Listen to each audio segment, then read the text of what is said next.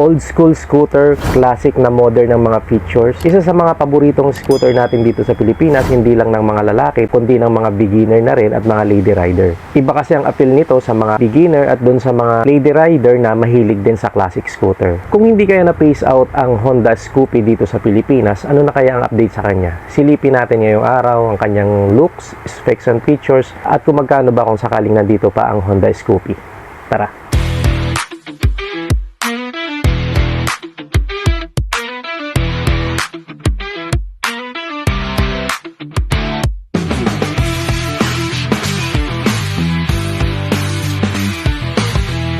Sa kanyang looks, nasabi ko na iba talaga ang appeal, mapalalaki man or babae, ng Honda Scoopy dahil kaunti lang halos ang mga motorcycle company na nagbibigay ng kulay na alam mong pang babae or first choice na kulay ng mga babae. Dahil nga may kulay pink silang nilabas, diba? May black din, blue, white, but still hindi mo mapagkakaila na binigyan nila ng importansya o choices na kulay na bagay sa kahit na anong gender mo. Sa forma niya, sa dating niya, nandyan pa rin yung approach niya na nagsasabing iba talaga siya, na parang may gusto siyang sabihin na hindi ko kailangang makipagtagisan dahil may sarili akong likas na ganda na ako lang ang meron. Ang kanyang iconic na headlight na round shape, nandyan pa rin, LED na po yan with DRL. Nasa baba ng konti yung kanyang signal light dito sa unahan at ang taillight niya ay very visible din, hindi siya maliit tingnan, at sa gilid nito yung kanyang signal light dito sa hulihan. Naka-emblem na ang mga branding niya, especially ang Scoopy dito sa gilid niya, silver po ang kulay niyan. Napakasimple pa rin ang kanyang grab bar at yung kanyang side mirror is round shape, bumagay sa pagka-classic scooter niya, no? At may kulay po yan. Kung ano pong kulay ng pairings nyo is yun din po yung kulay ng kanyang side mirror.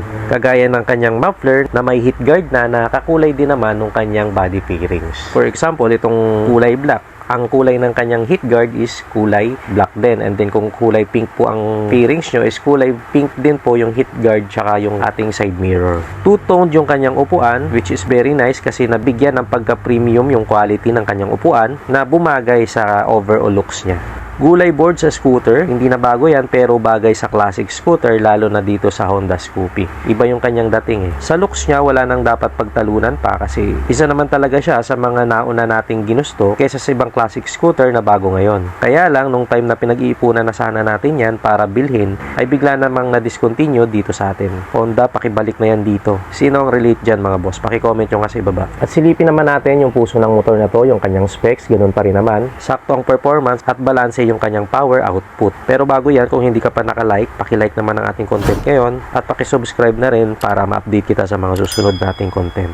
May engine displacement siya na 109.51cc, single cylinder, overhead cam, 4-stroke, 2-valve, air-cooled engine na naka-PGM FI kaya matipid sa gas, na kayang mag-produce ng maximum power na 9.0 PS or 6.6 kW at 7,500 RPM at 9.3 Nm of torque at 5,500 RPM. May 47mm by 63.12mm na bore and stroke at 10.0:1 naman ang kanyang compression ratio.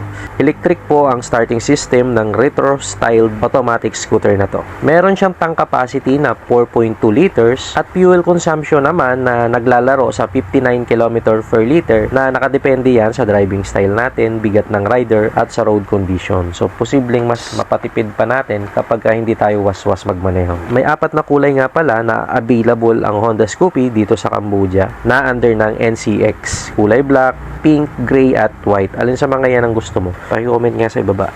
Nakakilis na rin ang Honda Scoopy, mas easy gamitin sa tulong nitong Honda Smart Key. Pa-remote na lang tayo pagka in-on natin yung motor at kapag in-off natin siya. Exclusive lamang yan sa Club 12 from NCX. Mas modern, mas maliwanag, mas malinaw dahil naka full digital na ang kanyang panel at makikita na natin dyan yung mga basic na info, mga notification na pangunahing kailangan ng isang rider. Kagaya ng speedometer, odometer, fuel gauge, orasan at iba pa. Hindi mawawala sa Scoopy ang USB Type-C na charging port. Kapag walang charging port nowadays ang motor mo, is parang kulang siya or hindi kumpleto yung mga features na dapat ay meron yung motor natin. Good thing naman na meron ang Honda Scoopy. At Type-C pa kaya mas madaling hanapan ng cord. Backup power system natin yan sa ating mga mobile phone kaya pwede tayo dyang mag-charge ng unlimited. Located po yan dito sa kaliwa at may takip na din po ang front pocket dyan. May hook na rin siya na rotational dito sa bandang gitna. Naiikot siya at depende sa gamit natin, anumang posisyong gusto nating isabit yung ating mga dalahin ay pwede po dyan.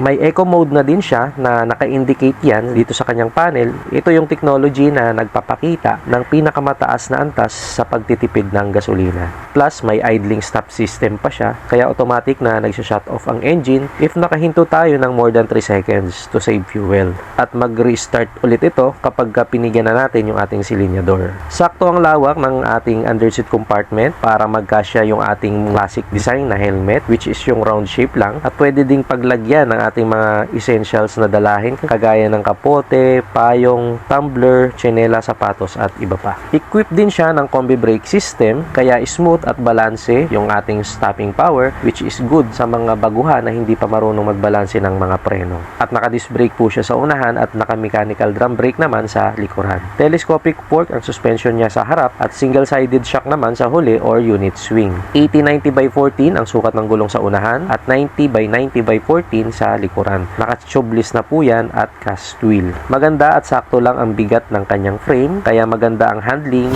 o tinatawag nilang enhanced smart architecture frame. Sa kanyang dimension, may total length siya na 1,874mm, total width na 684mm at total height na 1,074mm. May wheelbase siya na 1,255mm. Magaan lang din ang scooter na to, 93 kilograms lang, kaya mas madaling dalhin, madaling maisisingit at perfect talaga to sa mga baguhan at sa mga lady rider na nag-aaral pa lang magmaneho ng motor. 145mm ang kanyang ground clearance, may kataasan na rin siya kaya ligtas ito sa mga higanting hubs ng Pilipinas at malulubak na kalsada, kaya hindi sasayad yung ating bandang ilalim. 747mm lang din ang sukat ng kanyang seat height, mapababae man or lalaki ay kayang-kayang imaneho ng maayos ang Honda Scoopy. At nasiguradong abot na abot yan kahit na may height ka na 5 flat pataas. At sa presyo naman ng Honda Scoopy, kung sakali man na nandito pa rin siya sa Pilipinas or kung ibalik man siya dito sa atin, ay nasa 100,000 to 104,139 pesos. Base po yan sa presyo doon sa Cambodia kung i-convert naman natin sa Philippine peso. So hindi pa kasama dyan yung shipping fee, travel taxes, yung customs at iba pa. So sa inyong palagay, kung nandito pa yung Honda Scoopy, tatangkilikin pa rin ba ng karamihan, lalo na ng mahilig sa mga classic scooter? Paki-comment nyo nga sa ibaba. At sa inyong palagay, sa presyo ng motor na to versus sa kanyang specs and features, sulit ba ang Honda Scoopy? Paki-comment nyo nga sa ibaba. So that's it for today's vlog. Kung umabot ka sa huling bahagi ng ating video, ay baka pwede namang paki-like na ating content ngayon, paki-subscribe na rin kung gusto mo pang ma-notify sa mga susunod pa nating video. So that's it for today. Thanks for watching. Bye-bye.